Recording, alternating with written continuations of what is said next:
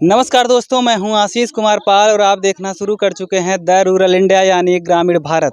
ग्रामीण क्षेत्रों में हम अक्सर जाते हैं और ऐसी कुछ यूनिक खबरें आपके लिए लेकर के आते हैं जो गांव में बिल्कुल अलग हो रही हो। तो आज इस वक्त आप देख सकते हैं कि मैं जहां खड़ा हूं, हमारे पीछे आप देखेंगे कि एक मड़ई बनाई गई है। सरपत के सहारे बनाई जाती है, सरपत और बांस के सहारे बनी यह मड़ई, लेकिन इसमें काम होता है शिक्षा का।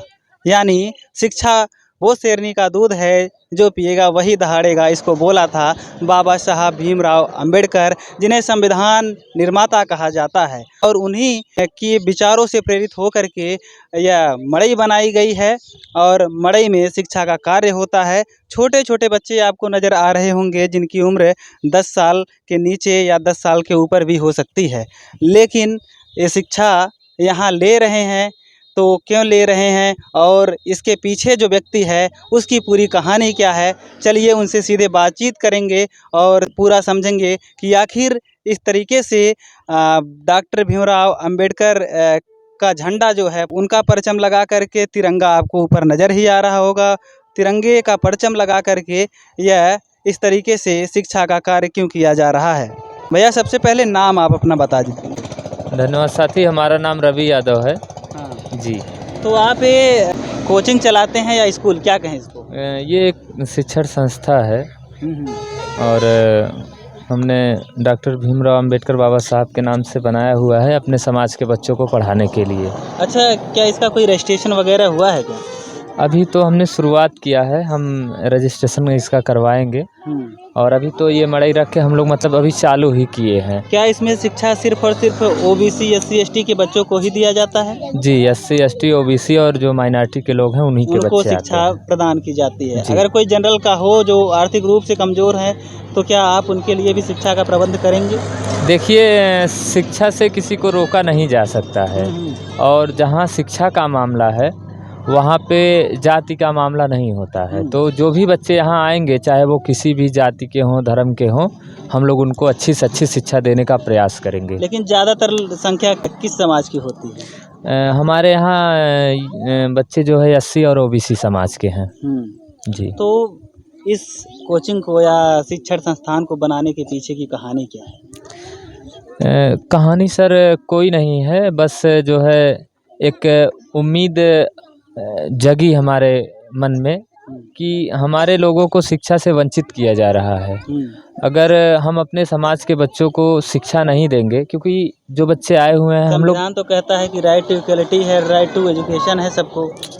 वो ठीक है, सरकार शिक्षा अभियान भी चला रही है जिसमें सभी बच्चों को सब कुछ हो रहा है, सब कुछ हो रहा है, सरकार की कोई कमियां नहीं है।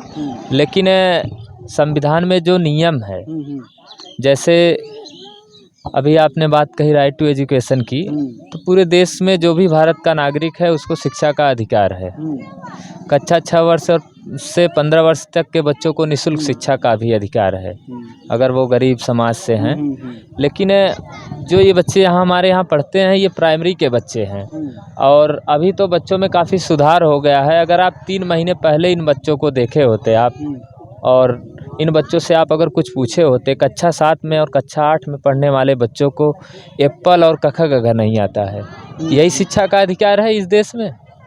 इसी बदलाव के लिए और अपने समाज के बच्चों को अच्छी शिक्षा देने के लिए, शिक्षा की बात कर रहे हैं, बेहतर शिक्षा की बात कर रहे हैं। जी बिल्कुल बेहतर शिक्षा की बात कर रहे हैं। और इस समय जितने भी स्कूल हैं, कुछ स्कूलों को छोड़कर 95% स्कूल, मेरा आंकड़ा है कि 95% स्कूल जो प्राइवेट स्कूल हैं, सारे के सारे स्कूल वाले सिर्फ बिजनेस कर रहे हैं।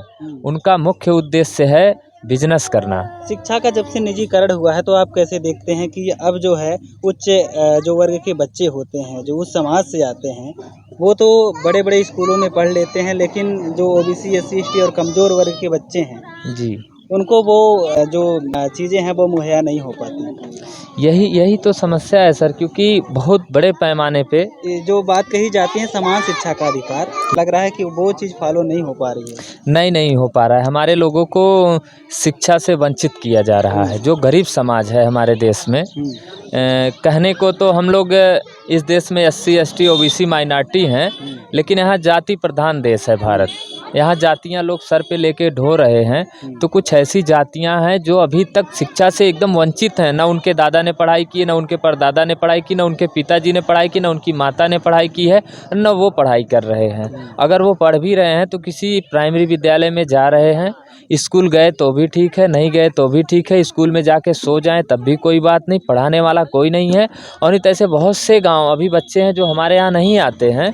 अगर आप चलें हमारे साथ गांव में तो हम आपको ऐसे भी बच्चे से मिलवा सकते हैं जो प्राइमरी विद्यालय में पढ़ते हैं, यानी कि कहने को तो सरकारी विद्यालय में पढ़ते हैं, लेकिन कक्षा 8 और कक्षा 7, कक्षा 6 में पढ़ने वाले छात्रों को एप्पल और ABCD नहीं आता है। ऐसे भी लोग हैं। क्या हम लोग ऐसे ही अपने समाज को शिक्षा दे पाएंगे? सरकार की इसमें कोई गलती नहीं है। तो गलती किसकी है? सिस्टम कहाँ गड़बड़ इस सिस्टम को चलाने वाले लोगों की गलती है। वही जो सरकार में है वही तो सिस्टम चला रहे हैं। सरकार जितनी सुविधा है, जो भी संविधान में नीति है, नियम है, संविधान में हमारा जो शिक्षा का अधिकार है वो वहाँ से मिल रहा है। आप इस समय प्राइमरी स्कूल में जाके देखेंगे तो वहाँ पे जो है डिजिटल व्यवस्था हो गई है, डेस्क बेंच है, बच्चों के लिए लैपटॉप है, मैडम को जो है टैबलेट तक दे दिया गया है बच्चों को जो है हाईटेक शिक्षा देने की, डिजिटल शिक्षा देने की। तो शिक्षा में इतनी उदासीनता क्यों है फिर? भेदभाव किया जा रहा है। हमारे देश में 2 प्रकार की शिक्षा हो गई है।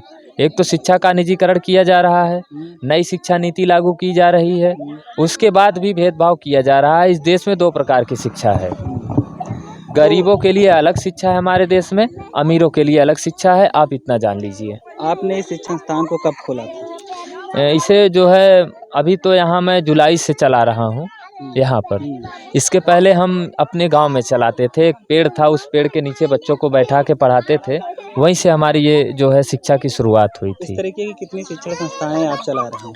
हम लोग जो है हमारे बहुत से साथी हैं जौनपुर ज़िले में, हम सभी लोग मिलकर लगभग 40 शिक्षण संस्था चला रहे हैं इस समय। इस प्रकार की 40 गाँवों में 40 गाँव में इस तरीके की शिक्षण संस्थाएं जी चल रही हैं, जहाँ पर बच्चे जो हैं नौनिहाल हैं वो आकर के शिक्षा ग्रहण कर रहे हैं। जी। हम जो है पुलिस विभाग में सिपाही के पद पे कार्यरत थे और हमने थानों पे देखा बहुत उत्पीड़न था, सिपाहियों का ही उत्पीड़न था। कहने को तो सिपाही वर्दी में था और लेकिन उसके साथ भी बड़ा भेदभाव और अत्याचार हो रहा था। वहाँ भी जातिवाद एकदम चरम पे है। हर थाने पे जातिवाद है। छोटी जाति के लोगों को ऊंची जाति के लोग प्रताड़ित करते हैं। ये दिखाते हैं कि मेरी सरकार है, ऊंची जाति के लोग, और दबाव बना के काम करवाना चाहते हैं। एक प्रकार से कहने को शोषण हो रहा है। और कोई भी मारपीट होके जाते हैं थाने पे तो उनके साथ भी अत्याचार होता है। जो जिसको मारा जाता है थाने वाले भी उसी को मारते हैं। जिसके पास धन है वो पैसा दे देता है, उसका जो है मदद होती है वहाँ से। ये सारी दुनिया जानती है। हमने माननीय मुख्यमंत्री जी को एक पत्र लिखा पुलिस की समस्याओं को लेकर, और उसमें जो भेदभाव हो रहा था हमारे लोगों के साथ, हमने उसी संबंध में गृह मंत्रालय और उत्तर प्रदेश मुख्यमंत्री महोदय को पत्र लिखा कि महोदय इस प्रकार की समस्या है पुलिस विभाग में और इसमें सुधार करने की आवश्यकता है। और मैं पत्र इसलिए लिख रहा हूं क्योंकि मैं एक सिपाही के पद पे कार्यरत हूं और इस समस्या को देख रहा हूं। तो मुझे इसी पत्र लिखने के आरोप में बर्खास्त कर दिया गया। अगर आपकी बहाली होती है तो क्या आप फिर से नौकरी पर जाएंगे? अब ये तो बहाली होने के बाद ही आपका मामला कोर्ट में चल रहा है जी। तो कब तक फैसला आने? अब ये तो कोर्ट का डिसीजन होगा, कब आएगा कोर्ट से ही। अभी डेट पर डेट दिए जा रहे हैं क्या? हाँ, तारीख वारीख पड़ती है और मामला चल रहा है, विचाराधीन है हाई कोर्ट में। तो आगे इससे बेहतर कुछ करने का है? बेहतर तो यही करना है कि अपने समाज के बच्चों को शिक्षा देनी है। मेन मुख्य उद्देश्य हमारे जीवन का यही है। जिस तरीके से आप मड़ई बना करके बच्चों को एजुकेट कर रहे हैं, इसके बाद इससे बेहतर क्या करेंगे? अगर इसका स्ट्रक्चर बदल जाए, और कुछ लोग ऐसे भी हैं जो आप से प्रेरित होंगे और कुछ पैसे वाले भी होंगे, और OBC SC ST समाज के बड़े धनिक लोग जी, जो धन वाले लोग हैं जी, इनके पास काफ़ी धन है, वो आपकी मदद करना चाहेंगे और चाहेंगे कि कुछ अगर बनवा ले तो क्या करेंगे आप? बनवाना चाहेंगे? जैसे देखिए हमारे समाज में बहुत से लोग हैं, हमारे समाज के लोगों के पास बहुत धन है, ऐसी बात नहीं है, लेकिन उनका धन किसी काम का नहीं, क्योंकि उनके पास कोई सामाजिक चेतना नहीं है। और जिसके अंदर सामाजिक चेतना नहीं है वो आदमी जिंदा है या मर गया उससे कोई फ़र्क नहीं पड़ता है। देश को आज़ादी मिलने में और भारत का संविधान लिखने में बाबा साहब भीमराव अंबेडकर और हमारे जो तमाम वीर शहीद रहे हैं, भगत सिंह, सुखदेव और राजगुरु चंद्रशेखर आज़ाद, इन वीरों ने अपने प्राणों की आहुति देकर हमारे लोगों को आज़ाद करा दिया। बाबा आज साहब ने राष्ट्रीय एकता दिवस के रूप में सरदार वल्लभ भाई पटेल की जन्म जयंती मनाई जा रही है, क्या कहेंगे? जी अच्छा है, वो हमारे महापुरुष रहे हैं, उन्होंने भी बहुत अच्छा काम किया था। हमने भी उनको आज जो उनके जन्मदिन पे श्रद्धांजलि और पुष्प अर्पित किया। तो कितने से कितने टाइम तक आप बच्चों को पढ़ाते हैं? हम लोग शाम को 3 बजे से 6 बजे तक बच्चों को पढ़ाते हैं। शाम को अब तो जिस तरीके से ठंडी आ रही है जी, उसके बाद यही है कि जल्दी शाम हो जाएगी, अंधेरा हो जाएगा, तो आपके बच्चों को पास- घर तक पहुंचाते भी हैं अच्छा। यहाँ से। जी, अगर अंधेरा हो जाता है तो हम बच्चों को उनके घर तक छोड़ने भी जाते हैं, साथ में लेके जाते हैं और मैक्सिमम 5:30 बजे तक बच्चों को छोड़ दिया जाता है। बच्चों को क्या क्या पढ़ाते हैं? बच्चों को हम लोग शैक्षणिक शिक्षा यानी कि किताबी ज्ञान, जो बच्चों का बेसिक है, हम लोग बच्चों को बेसिक पढ़ाते हैं। छोटे बच्चों को जो है, बहुत से ऐसे बच्चे हमारे यहाँ हैं जो स्कूल नहीं जाते हैं, अभी छोटे हैं, 3 साल 2.5 साल के हैं। उन बच्चों को भी हम अपने यहाँ बुलाते हैं, हाथ से भी उनको लिखना पढ़ना सिखाते हैं और उनको अभी यही सब जो चीज़ें आप देख रहे हैं, इन चीज़ों से बच्चों को जो है कलम पकड़ना सिखा रहे हैं। और भी हमारे टीचर हैं जो हमारे एक टीचर हैं, बच्चों को CBSE बोर्ड पढ़ाते हैं। हमारे यहाँ 25 बच्चे CBSE बोर्ड के हैं। जी, और एक और हमारे टीचर साथी हैं जो बच्चों को इंटर तक के बच्चों को मैथ पढ़ाते हैं। तो मतलब आप 3 लोग हैं और 3 शिक्षक नहीं, यहाँ मिलकर- 4 लोग हैं हम 4 लोग। शिक्षक मिलकर के इन जी। बच्चों को पढ़ाते हैं। CBSE बोर्ड, जी। UP बोर्ड्स के बच्चों को भी आप लोग एजुकेट करते हैं। जी, अब चलते चलते एक सवाल और पूछते हैं कि बाबा साहब से प्रेरित हैं आप लोग, तो क्या संविधान की भी कुछ चीज़ें बच्चों को बताई जाती हैं? जी, जी, बिल्कुल। हम लोग छुट्टी के दिन संविधान के बारे में और अपने महापुरुषों के बारे में, हक और अधिकार के बारे में हम बच्चों को पढ़ाते हैं। मूल अधिकार इन बच्चों को पता होगा? सबको हमने संविधान की जो भी मौलिक अधिकार हैं, मौलिक कर्तव्य हैं, सारी चीज़ें हमने बच्चों को थोड़ा थोड़ा बताया है। संविधान का जो लिखावट है, संविधान की जो भाषा है, वो बहुत ही कठिन है। तो लेकिन अभी से ही थोड़ा थोड़ा अगर बच्चों को बताया जाएगा, और संविधान तो बहुत बड़ा है। इसमें से किसी बच्चे को प्रस्तावना याद होगी? हम लोग प्रस्तावना देखिए थोड़ा बड़ा है चैप्टर, तो क्योंकि क्या चीज़ें होती हैं, कोई भी संविधान हो, विधान हो, उसके जी। अंदर क्या चीज़ें हैं, प्रस्तावना में ही वो चीज़ नज़र आ जाती है। जी, जी, जी।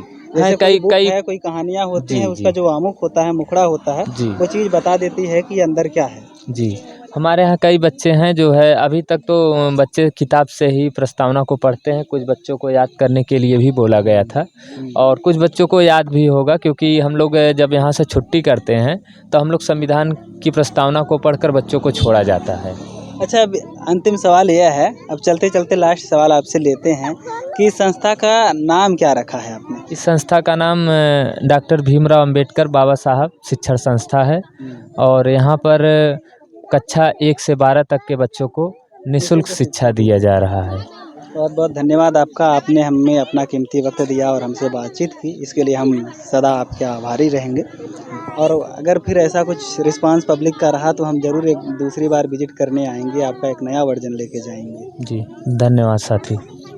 तो दोस्तों, इस तरीके के और संस्थाएं चलाते हैं, लगभग 40 इनके और कुछ साथी एक अलग अलग जगह रहे हैं, अपने समाज को समाज में नई चेतना जागृत करने के लिए यह कार्य कर रहे हैं। तो अगर आपको वीडियो पसंद आए तो वीडियो को लाइक और शेयर ज़रूर करें। मिलते हैं किसी और वीडियो में, लेते हैं तब तक आपसे विदा। जय हिंद।